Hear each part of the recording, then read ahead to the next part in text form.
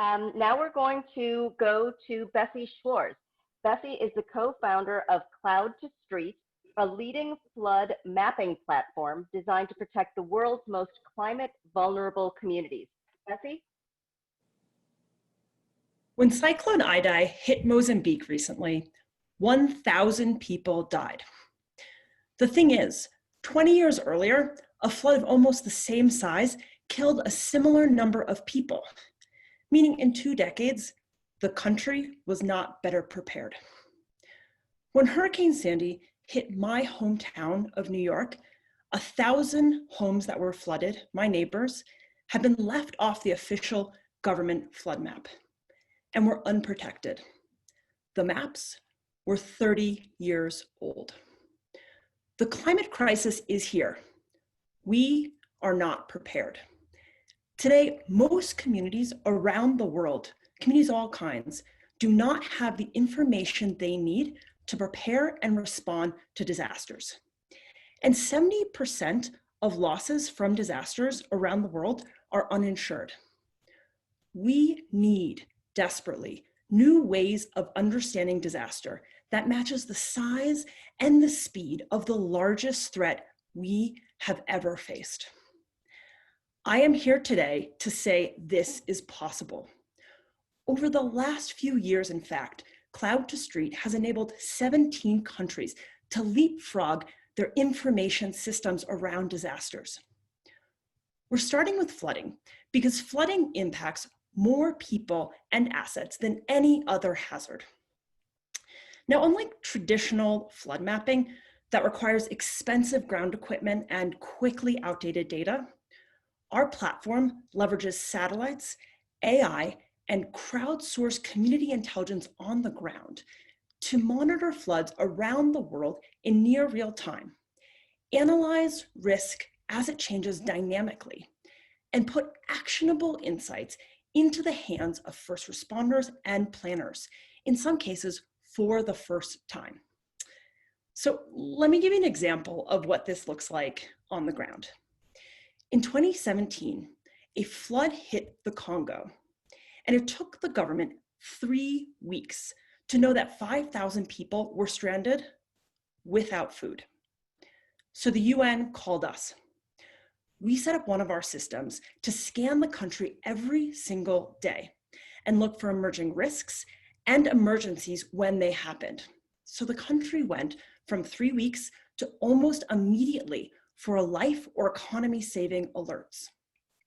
Today, the rivers in the Congo are rising again, but we're there and they're using our system. And this time, they're ready. You know, while information like this is necessary to build climate resilience, it is not the only thing needed to solve the problem. I mean, let's be real. Governments, large businesses, small shopkeepers need financing when disaster strikes. So in 2021, Cloud2Street will offer parametric insurance through our system to enable millions more worldwide to access life and economy saving capital when they need it the most. And we're doing this in partnership with Willis Towers Watson, but we're eager to work with more insurers and reinsurers as we do this. Data can save lives in the face of the climate crisis. If you know a community like my neighbors in New York that don't have the information they need, we can help. Thank you. Thanks so much, Bessie. If any of our experts have a question, Catherine, please go ahead, and then we'll go to Cheryl. Thanks, Bessie. Your passion for your work clearly comes through. I'm wondering if the data that you use for your analysis is available to everyone, or is there any divide between nations who can afford to have and compile this kind of data and nations who can't? Absolutely. So because the satellites and the algorithms we use are global, anyone can access that. And that's part of our mission, is to reduce the scientific barriers to the access to the information. But that said, there is a lot more required than just the sheer information in your hands to actually create the ability to respond and build the capacity within the country, whether it's the government, the Red Cross, the local NGO communities. So what we do is create customized systems for each of the countries that we work in that enable them to create real sustainable resilience. And that part does require, it is expensive. So while we are accessible throughout the world, capital from the governments that need it the most sometimes and are the poorest do sometimes have trouble accessing it. We'll go to Cheryl next and then Suzanne. Go ahead, Cheryl. Yes, I wanted to ask you if you could please elaborate on how the insurance model works. We typically think about insurance being in place before an event. Obviously, a lot of people don't know what they need until they need it. So could you explain a little bit more about how this model will work? Yes, absolutely. So I think there's really two elements of this that go from enable insurance to really create a financial social safety net for people. So the first is the difference in the technology that we use.